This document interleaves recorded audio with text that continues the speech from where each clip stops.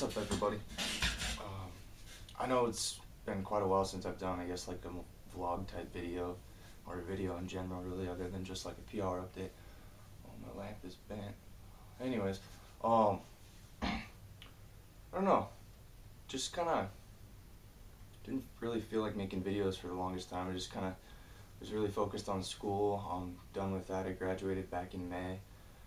Since then, just basically been hitting the gym really hard, been messing around with training, auto-regulation, courtesy of Matt Perryman's book, Squat Every Day. So I've been messing with that. I think I'm going to do a video about like my training and how I set it up and kind of go from there. Because I think a lot of people have a huge misconception about overtraining and what it actually is, what it isn't, overreaching, things like that nature. So I think I might do a video on that. But yeah, basically I've just been trying to read, trying to learn as much as possible, just kind of staying up to date with things. Anyways, it's not really the point of the video. I wanted to do, I don't know, I guess if you're like, today Monday, I guess if you're lacking motivation or whatever, maybe this will help you out. I don't know. So I wanted to talk to you guys and gals today about Buster Douglas. And some of you probably have heard of him. Some of you probably, well, who the hell is Buster Douglas? Well,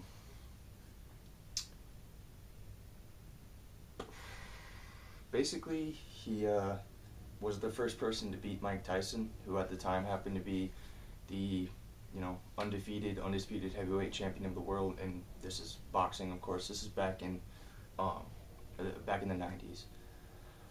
So yeah, Mike Tyson, this young kid, undefeated, undisputed heavyweight champion of the world, this huge underdog. I'm not sure of the actual breakdown of it, but I think the odds were something like Buster Douglas had the odds of like 42-1 underdog, basically. I'm not sure on that, but it was something like that. Anyways, so yeah, he's pretty much, before this fight, he was this relatively unknown fighter. You know what I mean? Nobody had really heard of him. Everybody expected Mike Tyson to just kind of walk through him like he usually does or had done in the past. Anyways, though, they're getting closer towards the actual fight date. I think it was held in Japan, if I'm not mistaken. I'm not actually sure. Anyways, it doesn't apply to the video. I think it was just a few short days before the actual fight. Buster Douglas's mother had passed away. So me just going off of what I know about that, you're going into, you're this young kid, nobody really knows who you are. You're fighting arguably the greatest fighter at that time period, arguably one of the greatest heavyweights. Anyway, it's open to debate. But I mean, you're really this kind of like nobody, and you're fighting, I mean, Mike Tyson was the man at that time. And a few days before the fight, your mother passes away. I don't know. It's just, the first time I had heard that story, moral of the story, Buster Douglas ends up, not only, get this, in the fight, he gets knocked down. Buster Douglas is getting beat to a pulp. He has, choices and decisions to make. He can either lay down and die along with his mother, so to speak. I know that sounds weird to say, but just go with it. Or, he can stand back up and fight. He can keep swinging, just keep swinging. Well, anyway, he ends up getting knocked down. I'm not sure how many times. I know at least once by Mike Tyson. Most people got knocked down. Most people before that fight, I don't think even made it out of like the 4th or 5th round with Mike Tyson. Don't quote me on that though. But anyways, so he decides to start fighting back, and he actually knocks Mike Tyson down, and Mike Tyson doesn't get up. So I mean, not only did he dethrone the undefeated, undisputed heavyweight champion, but he overcome great loss, before the fight, just a few days before. I mean, this wasn't like 2 or 3 months. This was like literally 2 to 3 to 4 days before the fight was going to happen. And overcoming great adversity like that, being this relatively unknown fighter, going against arguably, the best champion at that time, who just swings through people, and all he decided to do was fight back. I know, probably, I don't know, somebody's gonna be like, well, it's extremely corny and it's cheesy as hell. As far as motivation goes, take it as you want. I really like the story of it because I didn't really know the backstory on it, basically, that his mother had passed away. But I knew of the fight. It was regarded in terms of boxing as one of the greatest upsets of all time, if not the greatest. With the overall odds, it was something like 42-1, and it's just like, man, for a guy like that to defeat one of the greatest, it is just remarkable. And then you look at what happened after that fight. Mike Tyson started losing. Evander Holyfield. People started figuring out that if you can take him past, that fourth or that fifth or that sixth round, he's gassed and he's done. If he can't do it, and by that time, odds are he's not going to. If you can just stick around. Anyways, that's immaterial. But I just wanted to give you guys a little story, a little motivational story. And I think also you need to humor the fact of like what you do inside the gym, like what you're doing. There's carryover effect into real world situations. Let's just humor this possibility. You put 200, 300, 400, 500, whatever pounds on your back, and you can come back up with it, to not get crushed by that amount of weight.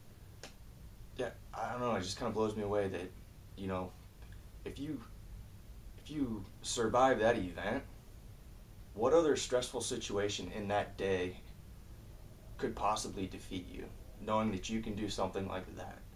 Or that, let's say, you can load up 100, 200, 300 pounds on, a barbell for like bench, and you can touch it to your chest, go back up, and survive that event. What other situation throughout that day is going to even come close to that in terms of difficulty or something like that? Or something that you aren't able to overcome. Knowing that you can do something like that, I don't know, it perplexes me how we let situations at, like, let's say the workplace or school, for instance, destroy us, but we go into the gym and we're able to do these crazy feats. Well, I think we need to humor the thought or the possibility of what we're actually capable of, I guess, in overcoming. And I don't think a lot of people step back to kind of see that,